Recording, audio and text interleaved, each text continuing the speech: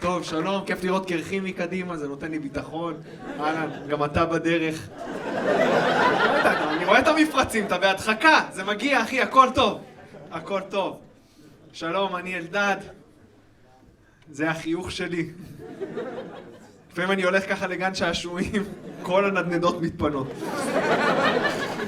אמא שלי הכי מצחיקה בעולם. היה לי יום הולדת לפני חודש והיא התקשרה. כל יום הולדת אמא שלי... תגיד, יש פה עוד מישהו שאמא שלו מתקשרת אליו ביום הולדת? יש כאן? כן, מתקשרת? איך השיחה? תארי לי את השיחה. היא שרה לך היום יום הולדת! יש פה מישהו עם מצב חמור יותר? יש כאן? שאמא מתקשרת, זיכרונות מהלידה?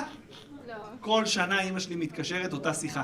היום לפני 39 שנה אתה קראת אותי. הלידה שלך הייתה לי הכי קשה. עד שיצאת יצא לי הנשמה. מה אני יכול להגיד על זה? מצטער אמא, זה לא יקרה שוב.